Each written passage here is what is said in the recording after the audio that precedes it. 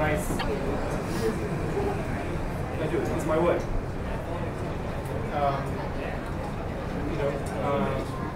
Something which, and I think that's not a bad thing.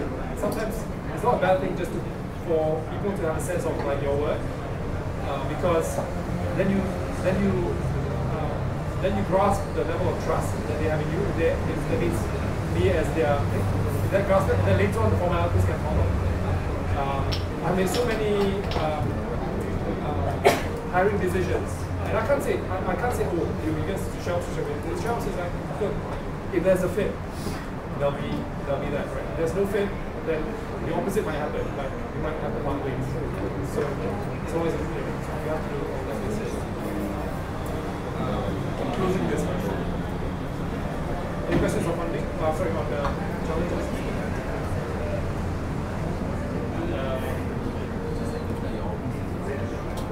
Okay.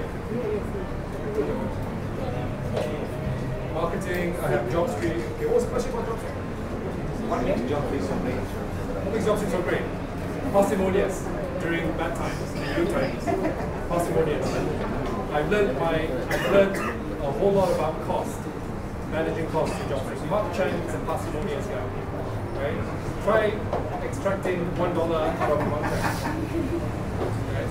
Tough. I mean, basically, but it disciplines you. During the good times, I remember the year 1999, 2000, 2001. Even during those times, we saw Capture doing all kinds of publicity, this and the other. We're like, oh my gosh, how can we have so much more established business and Capture is like grabbing all the attention, right? With marketing dollars and so on. But Job Street had the as a whole, the group as a whole. Mark was very careful with money, so we all were very, very careful with stuff. Even when it got to year 2003, when everything went down, and even when Malaysia was profitable, but Singapore wasn't, everyone was salary cuts. And to be honest, one of the reasons why I left Job Street was that I was becoming an expense item on their list. So, okay, I'll go find go find a corporate job. I work for Maxim for a while, right? So lessen the burden, right? So that was one of the things that we had to do. It's not tough decisions. We had to let go of people and so on. So it was a tough time. I let go of people and I let go of myself. So that. But do you still pay market rates for your staff? In Job Street now? I mean, even during those days? No. It was below market rate. So what makes someone to join Job Street? You think it's below market rate? Just the belief in God. The belief in God. That He will make good for them in the end. And He did. They all their own houses and there's some cities like Job Street. Job Street hang out. So one of the few Job Street is an interesting thing because it's like it was one of those which the founders still had a lot of shares. It's quite rare. The reason is because the Job Street sold NOL.com. The Vincent Tan of that money water.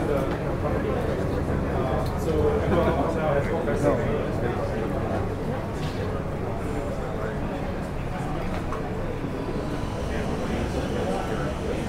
HBS, how much business go? Why did I go? Coming from someone who I'm doing law student and health, right? Okay. How do I get in, or why did I choose? Okay, if someone had a choice of going to a business school like that, it's pretty amazing. Usually, you like beg to get in. So why HBS? I was always interested in business. I visited a friend who was at Harvard University of Boston. I went there and I went to the campus and studied up. They said I must study here. And why an MBA? I love business anyway. My first love was economics. My dad wanted me to do law, but my first love was economics. So what can I do closer to economics when I was postgraduate level with a law degree? MBA. But the fact of the matter is, it was just again like radio. It's like love at first sight. Wow, this is a wonderful place, fantastic. Yeah, look at the classroom, right? So it's like auditorium, right? So 90 people. I looked at the gym facilities. It's like you have spa, you have inner ring cycling track, indoor cycling track, 3 volleyball courts. I'm like, wow, this is fantastic. So spending 2 years here, no-brainer, man.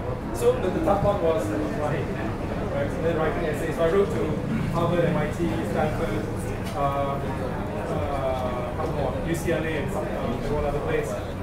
Become dinged by Stanford, dinged by everyone else except for MIT and Harvard. MIT, whatever it is, I'm not an engineer.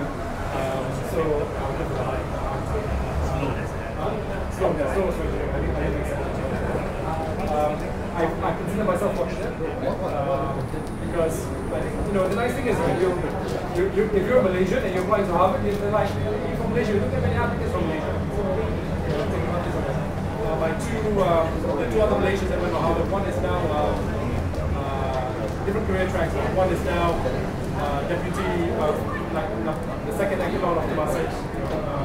He was responsible for, unfortunately, the Thai deal. He's trying to execute himself. They got put on leave for a while, 3 months. Another one is a housewife. So there we are. But it was a nice thing. I recommend, the nice thing about business schools in America, they require usually 2 or 3 years of work experience. And I think that's extremely useful. Because you go in there, in fact, I wish in a way that I'm doing business schools now. Because it's like now you've gone through the ropes and now you have practical problems to bring to the table. Practical problems to bring to the table, right? So your discussions and about your issues and things like that will become more real. As opposed to you just joining fresh and having no inkling of how what world is really like. Okay, is that okay? Flies. 2 years time. 3 years time. Marketing launch. Marketing and launch. My favorite topic. Marketing. I think I've always enjoyed marketing, but not marketing in the narrow sense. A lot of people, marketing is really about the 4. As fundamental as it's really about the 4 P's. The first P, which is the most important about marketing to me, and I love inherently, is product. Crafting the product, creating the product. That to me is the necessary, condition. If you read economics, they use this necessary but not sufficient condition. So it's a necessary condition. You've got to have a product that is either good or has the potential to be good, to be great, right? So that's product. And then the rest, of course, like BFM, the product was the radio station, programming on the radio station. We had to create a differentiated product. We had to create a product that strikes a chord with listeners and hopefully advertisers. But it needs to strike a chord. It needs to be unique. It needs to be differentiated. It needs to stand out somehow, right? So I've always believed in entrepreneurs who really had a focus on products. Second P, then you talk about promotions or advertising or things like that. Fine, those kind of things, branding, all that, all that can come pretty along the way. And then the third one is like pipeline, right? About distribution. No issues with distribution in radio.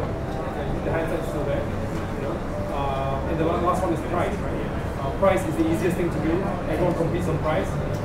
So you really have to find your competitive advantage amongst the other